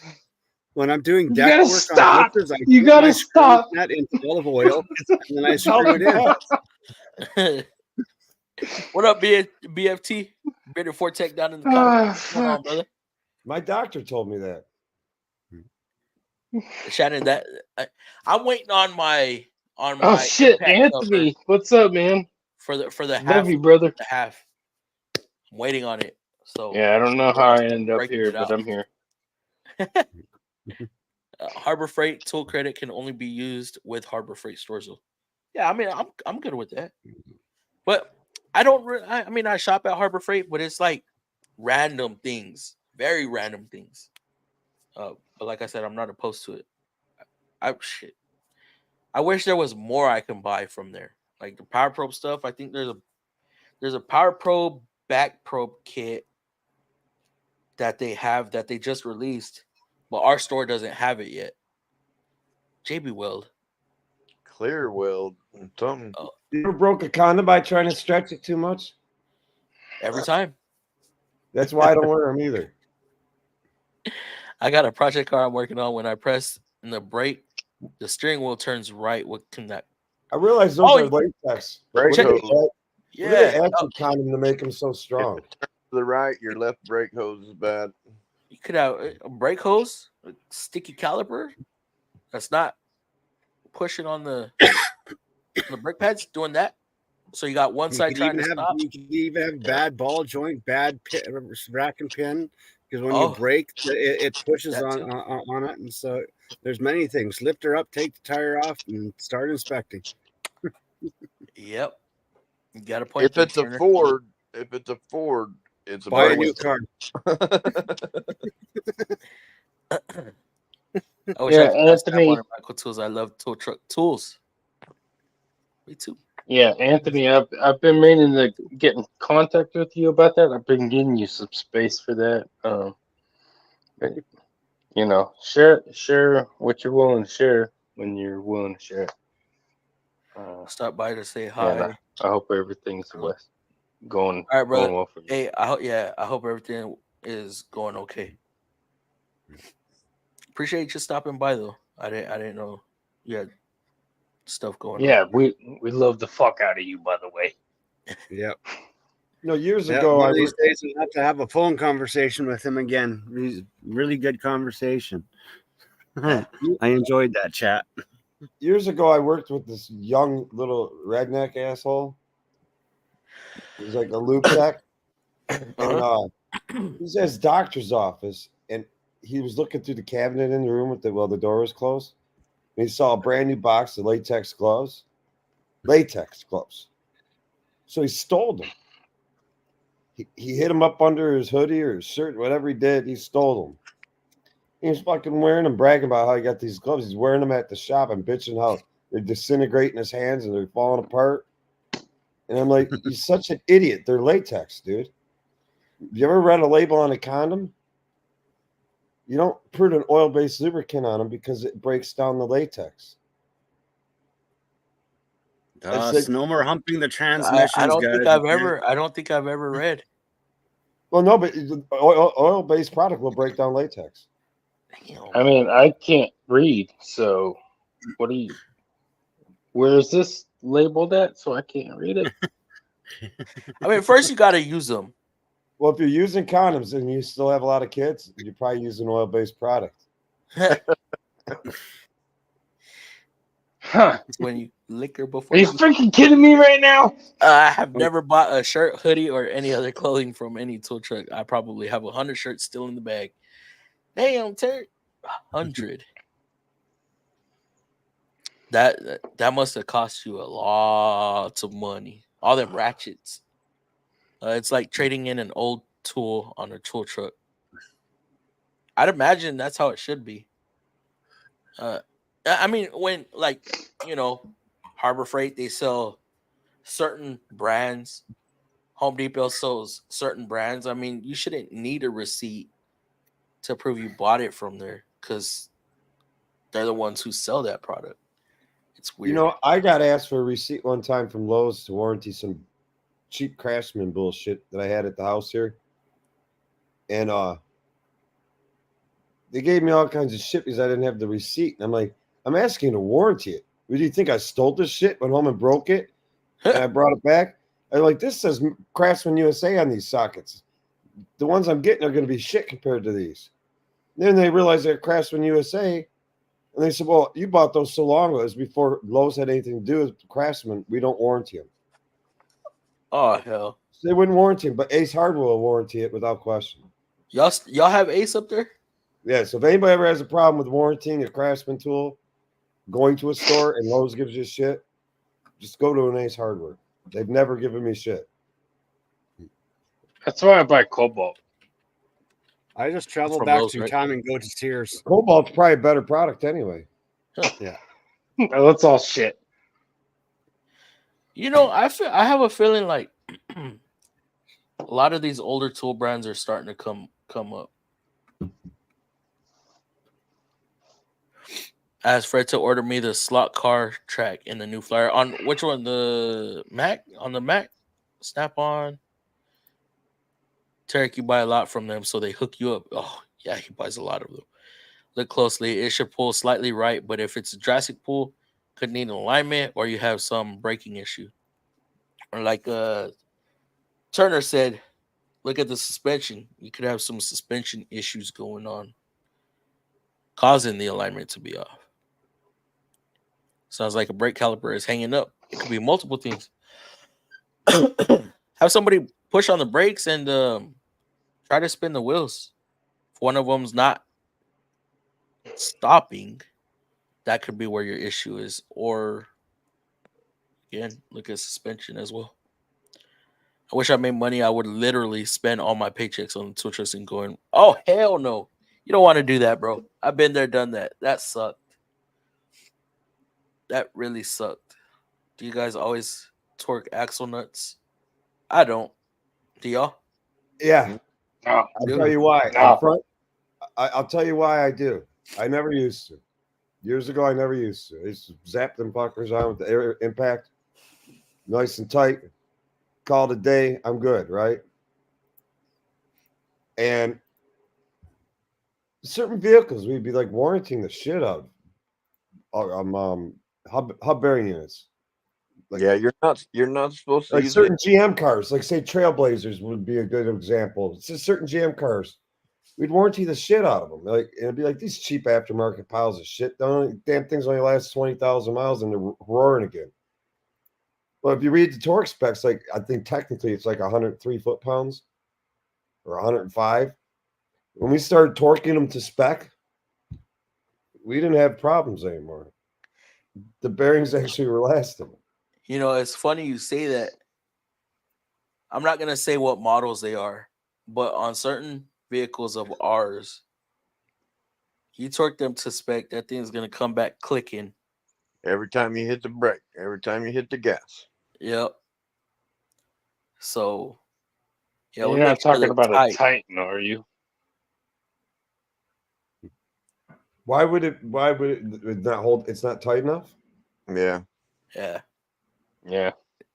It's not only not the Titan, the Armada, but No. there's multiple. There's multiple. Yeah. And you always hear a customer hears a clicking noise when putting in gear, or they'll get so bad to where the hub starts loosening up, and you have the rotor scraping on the torque member, on the caliper bracket. I love this. I love this guy from South Carolina that I'm working with now. He had a car. Turner probably knows the answer to this one without question. 2000, early 2000 something Dodge Caravan or Chrysler. Lakes probably knows too, without question. Oh God. Chrysler Town and Country, Dodge Caravan, whatever the hell it was. Older one. Rusty as shit. Brakes dragging on the right side. And he said the caliper seized. It won't go back in. I said, you sure it's the caliper? He's like, I said, make sure it's not something else. Well, what else could possibly cause it? Wait, hold on. Rusted brake line. The rusted brake line. Wait, hold on. Say it again. He was dragging. But he said, and the piston wouldn't go back in, or it was very hard to go back in. But if you like when you first hit the brake, there'd be like real tight on the right side. And if you let the car sit there for 10 minutes or so, he went back to it, realized, but just for shits and giggles, I guess he went back to realize that wheel turned pretty easy again. Huh. And he's like, what the fuck? And I'm like laughing the whole time. I already know. It's a corroded ass clamp portion where the rubber goes through this little clamp thing that bolts to the strut or knuckle, whatever it hit, it's going to be locked to. It builds up so much rust, it pinches the rubber closed. Yeah. And see, okay, so he's like, so and he's got almost 20 years in the business. He says never saw that before in his life. You know why? He's probably one of those that when he compresses the piston, he cracks the damn brake line or the bleeder. Yeah, I never asked him if he did that. I didn't pay attention. I mean, that's why, like, when we get into this whole, when I'm compressing the piston and stuff, and you're sending all that dirt back. Why do you crack the bleeder? Why do you crack the bleeder? Because they don't want to send dirt back up to the ABS. But they're bypassing a diagnosis. When you compress that piston, if it's not compressing, you have a blockage. So or there's not a bunch of shit in those lines already, right? It mixes all the time. I mean, I can agree with the theory behind it. But it's also good for business if it does fuck something else up. Well, that's the thing. Debris but- and oil will always travel on its own when that car sits. Any debris in the oil will automatically start going towards the high spot. Yes. Doesn't matter if it's a straight pipe or a curled pipe. Well, I understand. it I will understand find those its way theory in to it. the high point. But I mean, understand that theory in it. that's how I was always told. Like, especially when diagnosing a stuck caliper, you crack the Yep. bleeder. If it compresses, then you know you have a blockage. If it doesn't compress, still you see caliper. He could have figured it out just by pumping up the brake a few times, jump out of the car, crack the bleeder, and watched it squirt out. And once it squirts out all the fluid and he can spin the wheel again, he'd have known that you got a restriction somewhere. That is such an easy diagnosis, though, and it is so easy to look past. But yeah, that's why I I'm just so can't against believe cracking the working in bleeder. South Carolina, he never came across anything rusty at all. That he had to diagnose stuff that was like he must have had it made, because I know other guys were down south and they see that car coming that's broken with a Michigan or an Ohio plate or a Illinois plate or whatever, Wisconsin, New York, and they're like, "Oh, that's your car." They run from the fucking thing. They don't even touch it. Everybody's like, "That's you. You get to work on it," but they still get stuck working on them. And you can't tell me all the cars here in the north none of them end up in the south. I know us northerners love to try and find nice cars in the south and bring them back here. They're so-called free. I did brakes on a what was it? A Kicks? Was it a Kicks or a Rogue Sport? It was a Rogue Sport. I didn't realize the damn brakes were all rusted up.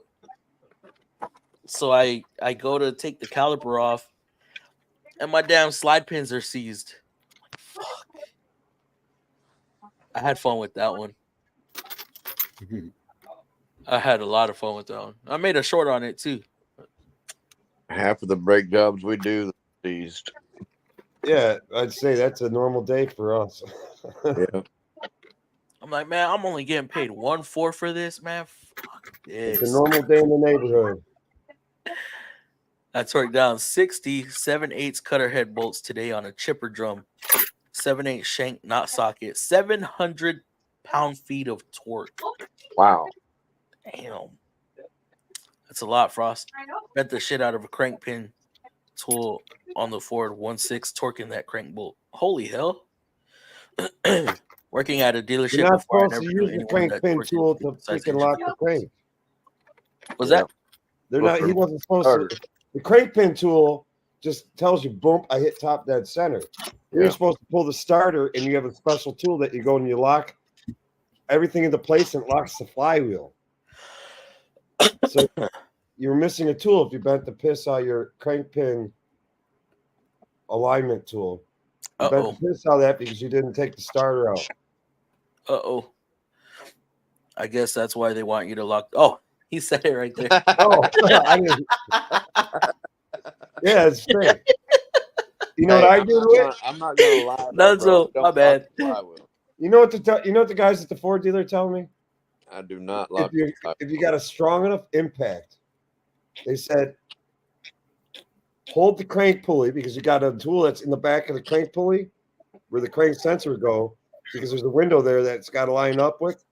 When everything's all lined up in place, Brakes knows what I'm talking about. They say they just hold it there. They hold it with their hand. They grab their impact. They have Loctite on the crank bolt. And they said they hit it with their impact and just fucking stay on their impact as hard as they can until they don't see that freaking socket moving anymore on a good impact. And they said they called a day at that. They never had a problem. They don't sit there and lock down the flywheel or any of that shit.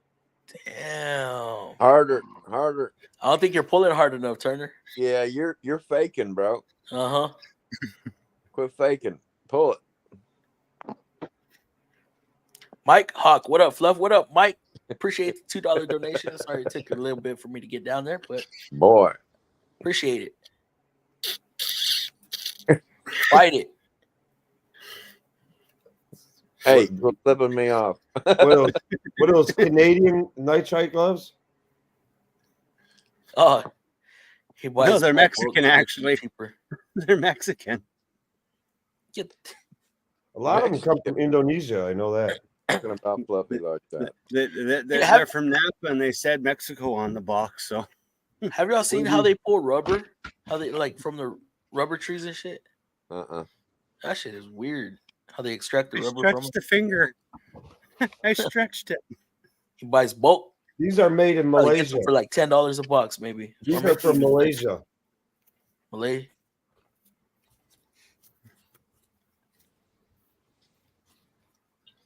Can you imagine the people in Malaysia when they see a glove like that, and they're like, "Whose hand does this actually fit?" That's a Then they come to the United States and they're like, "Oh, Americans." Dirt grip That latex big hand, gloves, but little 100-piece box. Best gloves I've ever worn. Those were the gloves we had at my dealership. The dirt grip. You know, even though my dealership provides us gloves, if I can find some gloves that last me a day, I have to pay for them myself, I would be happy. A day? A day. At least a day. Dude, I go through like maybe 20 gloves a day. Maybe. Oh my goodness. So a box will last me about a week and a half. Box of gloves at my shop that they provide me lasts me probably about a year, because that's how rarely I put a set on. I kid you not, that box of green ones I got, my buddy bought them off the Snap-on truck, and I've had them over 2 years. I got like 3 pairs left in there. Oh shit! Time to re-up. Damn. I just don't ever use, unless I hurt my hand and don't want to get grease in a cut. I don't put them on. See, yeah, I put mine on if I'm dealing with like. I worked all day today, but see, I'll tell you my secret. I don't even have my good hand brush yet, where some fucker stole it. You use gasoline. I'm gonna figure out who's stealing hand brush bitches in the shop. But use gasoline. I use Snap-on soap. Look at the glaze on my hands. My hands are so callous. The gel Snap-on soap. I don't know who makes it for them. I really wish I knew. The gel Snap-on soap works very well, and I also, through a buddy of mine that works for a fastener place that gets everything. They sell gloves, fasteners, harness gear, all kinds of shit. He also is a supplier for tub of towels and tub of scrub. The tub of scrub works quite well, and he also carries another product that's made by Zepp. As a hand cleaner, that also works extremely well. I can't remember exactly what that one's called. You know what you should have put on, Garage Monkey? What's that? Your driver's helmet. Are you fucking? Oh, dude! You want to see this thing? Fucking. Yeah. That thing I'd have to wash my hands about 5 times at dawn to get it clean, like the Snap-on soap or the tub of scrub works. Oh hell! Hey, Bennett. Hey, yes, Fluffy, the macro impact you got. Damn, nice looking. Yeah, thank you, Tarek. The Zepp PKO is an awesome hand soap. Have you seen all the colors? Maybe. Man, I should have got it on the truck today. I should show all the colors, man. Every color, the purple one, the blue one, the orange one, and the green one, all freaking look nice. They're What's that? Gorgeous. I think this thing's dead as fuck. Which will you find out in a second? The MT 2765, the half-inch stubby from Macro. The Raptor? Yeah, or whatever. The Raptor.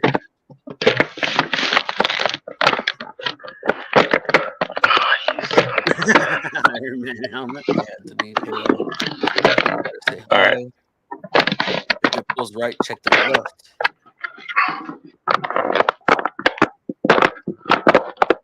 I am. Hello? Hello?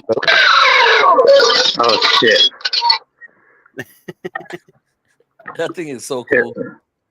Jarvis. Oh, it actually worked. Oh, shit.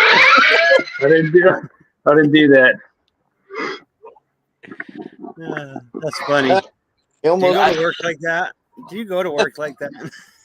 I wish, man. I would. Dude, no, I spent probably about $1,000 trying to just make a welding mask out of this fucking thing, which is not this thing, because I'm going to sell this thing. Shut up, Jarvis. No. It's not going to be voice activated. Imagine working under a car and your service writer comes out and you slide out and that thing comes up. What do you want? Oh, yeah, like lock the mask. Oh, shit. Can't see shit. I think it's cool. That's cool. That thing is cool. It is a little too cool. You don't have to touch anything to like open it, so it's like awful for welding.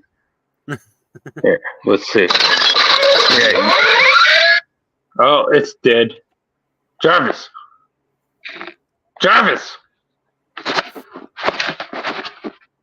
All right. Anyway, I think it died. You didn't give Jarvis enough cookies. Still, that thing is awesome. Doctor's office don't use latex anymore. Many people. Oh my god. They'll use vinyl or nitrile now. Oh yeah, this thing's dead. It's dead.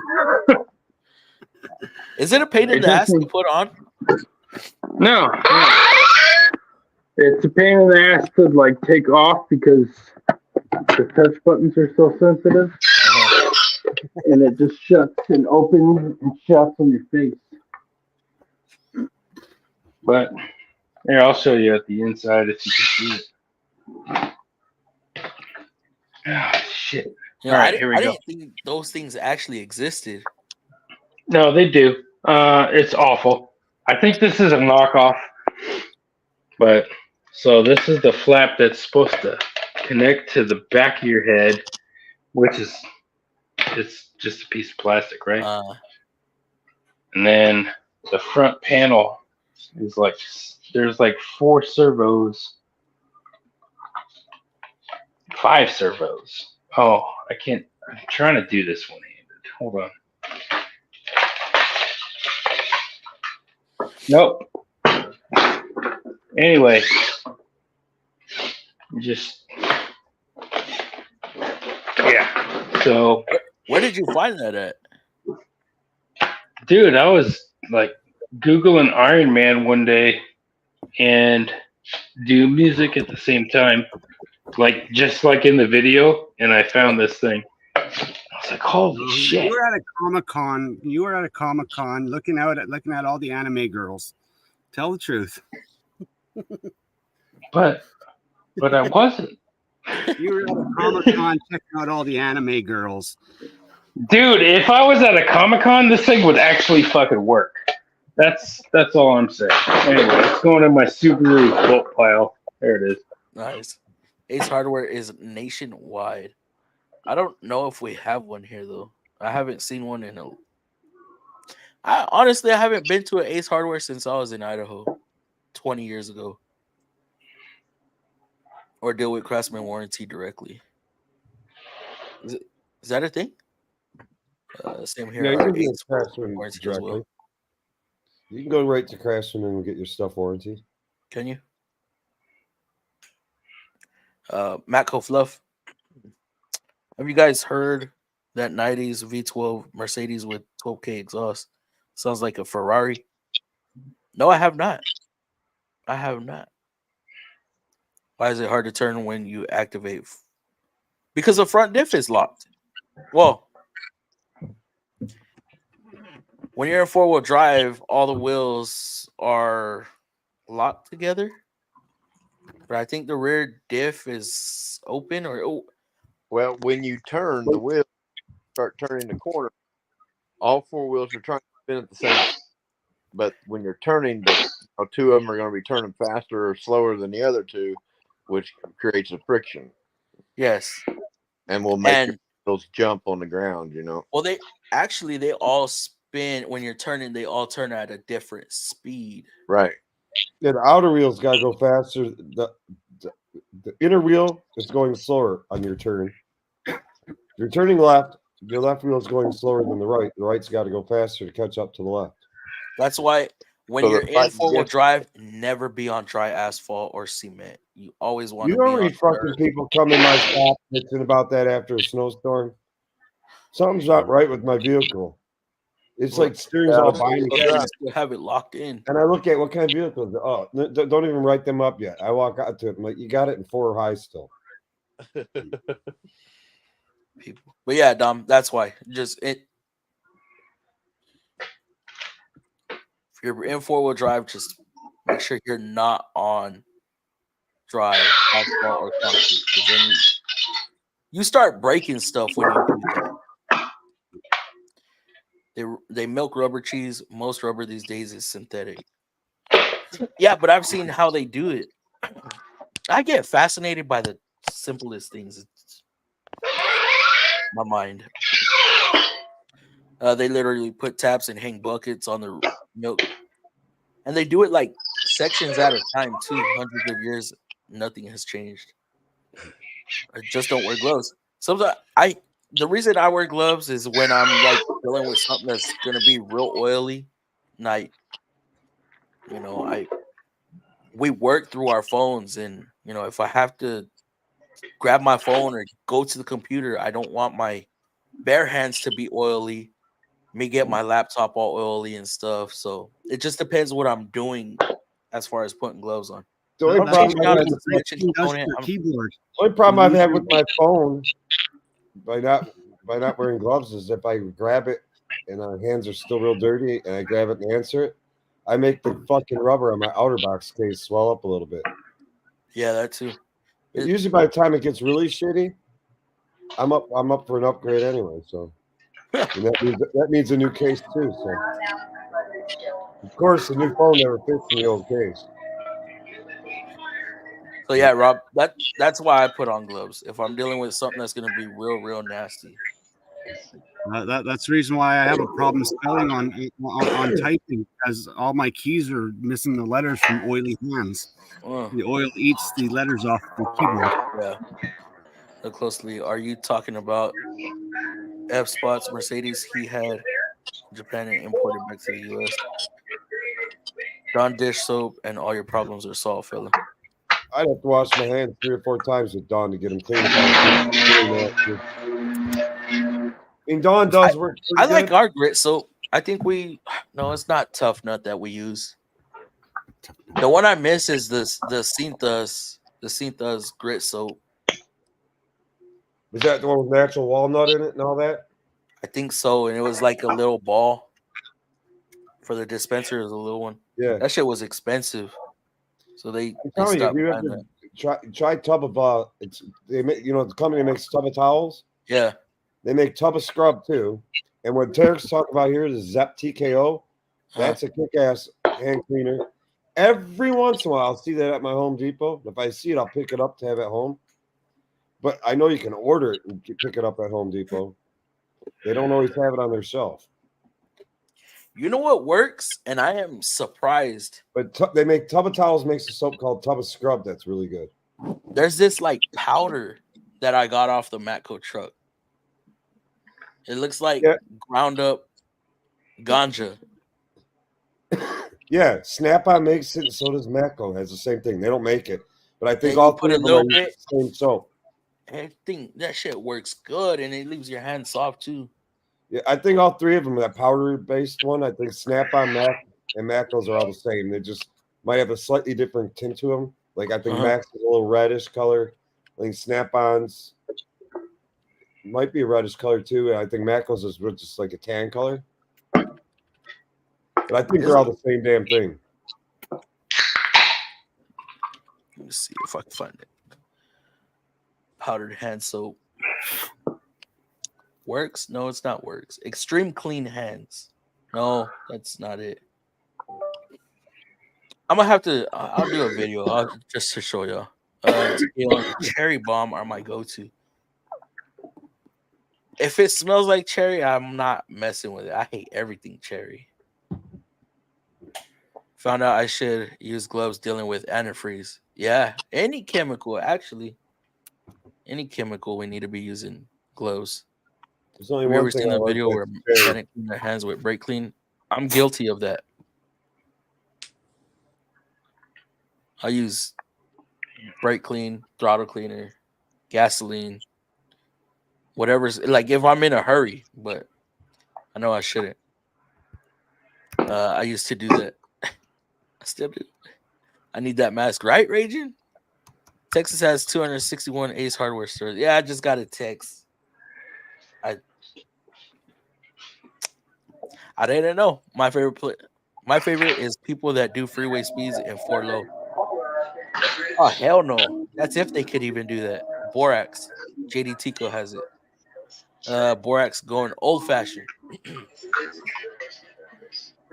All right, guys. I think I'm gonna shut this stream down. It's already midnight, and then we're gonna talk backstream for a bit. We usually talk backstream for like an hour or so, and then that will be my cue to get up and go to sleep. But yeah, Frosty, I'll be sending you a link. Raging, if you want a link, I'll be sending it to you as well.